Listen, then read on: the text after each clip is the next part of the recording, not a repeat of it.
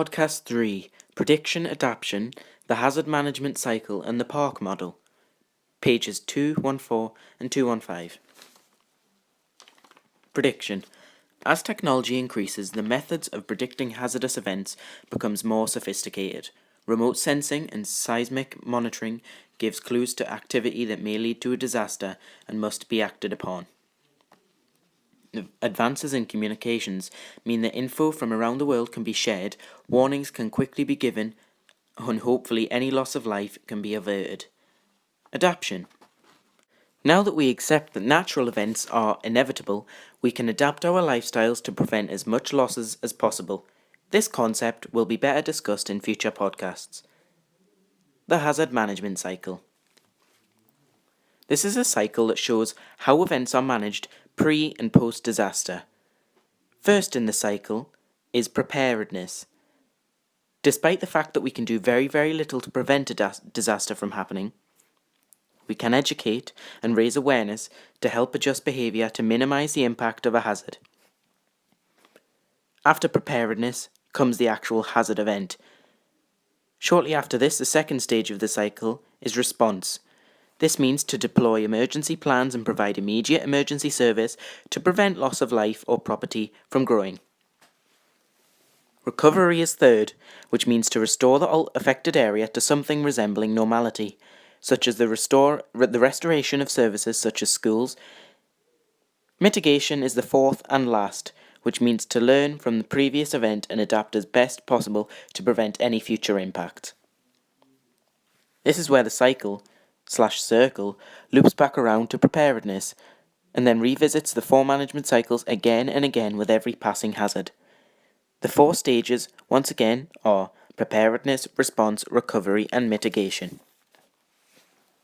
The Park Model of Human Response to Hazards. The type of disruption depends on a number of factors, such as magnitude and immediate infrastructure. This model, which takes the shape of a rectangle, represents the passing of time and where the response to hazards stands at that time.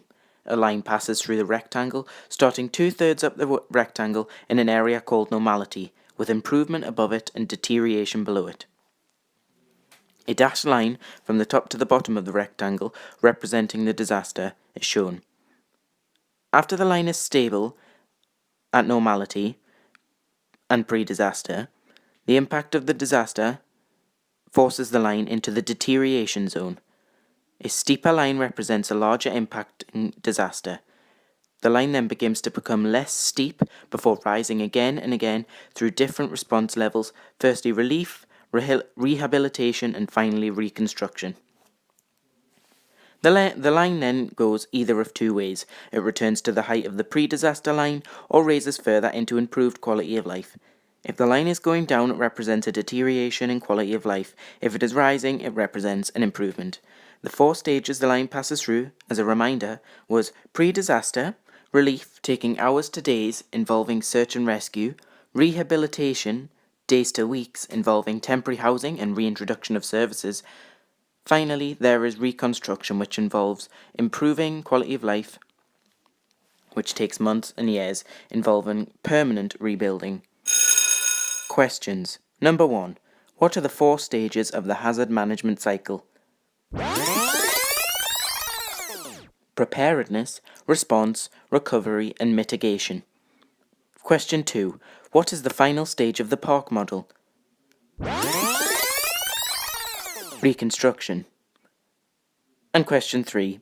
What page will you find the Park Model in the revision guide? It's page 215. Keywords from this podcast include preparation, adaption, hazard management cycle, preparedness, response, recovery, mitigation, Park Model of Human Response, relief, rehabilitation, and reconstruction. Reflection on the last podcast, perception of hazards.